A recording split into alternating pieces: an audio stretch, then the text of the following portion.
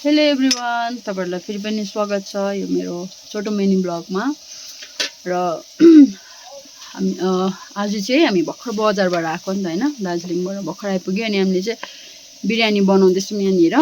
एकदमै जाडो छ, हामी चाहिँ यहाँनिर यता चुला भएको जग्गामा आइराख्छ हैन, पानी तताउनेहरु जग्गामा। र आज चाहिँ हामीले बिरयानी बनाउँदैछौँ, तपाईहरुलाई देखाउँछु। कान्छी के बनाएको तिमीले? मैले बिरयानीको लागि चिकन। अहिले चाहिँ यहाँ चिकन बनाउँदैछ। म चाहिँ खालि हेल्पर मात्रै हो कि साइडमा राइस बोइल गर्ने। यो राइसहरू रेडी छ यहाँनिर हो। आमाले चाहिँ पानी हाल्नु हुँदैछ नि त। त्यसपछि चाहिँ म राइस बोइल गर्छु। यहाँ चाहिँ उसले पहिला चिकन चाहिँ बनाउँदैछ साथीहरू। र यहाँ चाहिँ रातको 9:30 भइरहेको छ हैन। त्यस्तो छ है साथीहरू। एकदमै जाडो छ साथीहरू। र के भन्छ भने हामी चाहिँ जब हामी घरमा हैन, हामी त पुरा बिरयानी खाइरहन्छ नि त। त्यो बिरयानी बनाउँदा चाहिँ हामीले चाहिँ प्राय यो राइस युज गर्छौँ कि एकदमै दामी पर्फेक्ट बनिन्छ है यो राइस चाहिँ। बिरयानीको लागि चाहिँ दावत बिरयानी बासमती राइस छ कि पट्टै टुक्रिँदैन। अनि फेरि मिठो है, यसले बनाएको राम्रो हुँदो रहेछ हौ।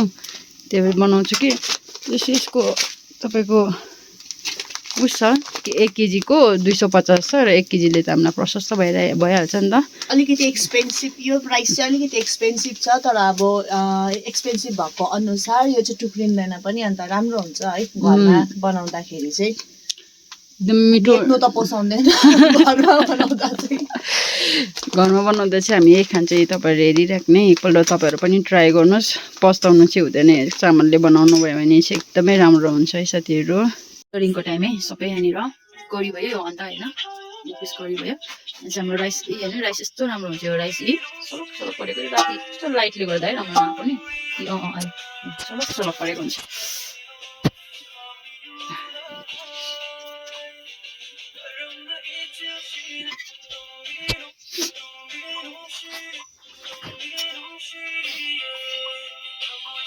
यहाँ दम दिँदाखेरि किचनमा जाउँ ल।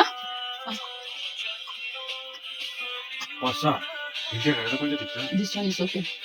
Here, I'm sure. यहाँ यसरी गर्दैछ ल्याउरिङ। यहाँनिर ल्याउरिङ भयो होइन। यो चाहिँ बारिस्टा छर्दैछ है माथिबाट है।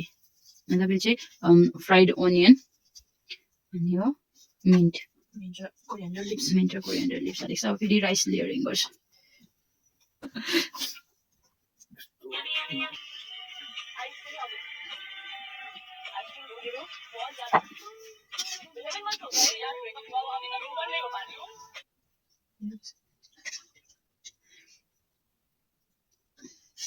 आलु पनि फ्राइड आलु नि बोइल गरेर चाहिँ फ्राई।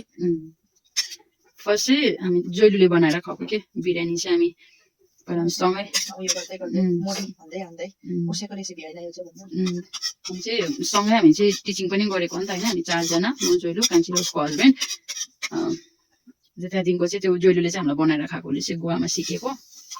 त्यहाँदेखिको चाहिँ बिस्तारै त्यहाँदेखिको कान्छीले पनि बनाउँदै गएर अहिले चाहिँ पनि प्रो भइसकेको छ अहिले। यो चाहिँ मेरो आफ्नै ओन रेसिपी फेरि। उसको चाहिँ आफ्नै उसले अब दादाबाट सिकेर त्यहाँदेखि उसले फेरि आफ्नै सबै हालेर चाहिँ अर्कै बनाउँछ अहिले। मोडी हानिदिएको हो। दादा चाहिँ ओल्ड सेफ भएको जति तपाईँ जति चाहिँ सुसेफ मात्रै अब अहिले चाकेर अहिले भन्छ नि उसले कस्तो रहेछ भनेर हेर्नु है।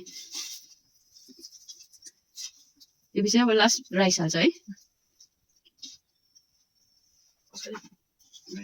लास्ट लेयरिङ है साथीहरू, लास्ट लेयरिङ हो। अब यसपछि हामी यसलाई घिउ हालेर फुड कलर हालेर चाहिँ अन्त अलिकति केसर छ, केसर हालेर चाहिँ यसलाई दम दिने हो। त्यहाँदेखि चाहिँ हामी पनि माथि किचनमा जाने हो।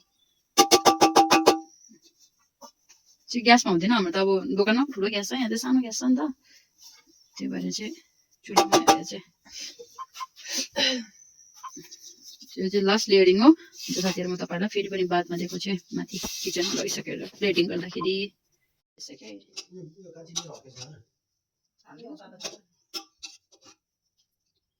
कलर आइदिएछ है माथिको।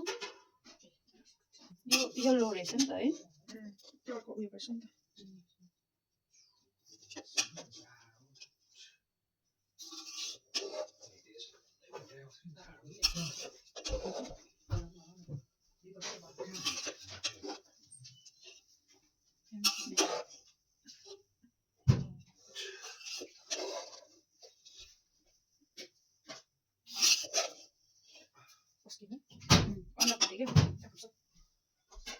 खाएँ।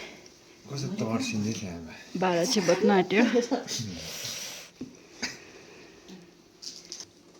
यहाँ चाहिँ सेफले ट्राई गर्दैछ, सुसेफले। कस्तो भएछ बिरयानी? दामी। कान्छी तिमीलाई? आमा तपाईँलाई कस्तो लाग्यो बिरयानी? पापालाई एकदमै A1 भएछ बिरयानी चाहिँ साथीहरू। हाँस्दैछ यहाँ सुसेफ चाहिँ A1 भन्यो भने।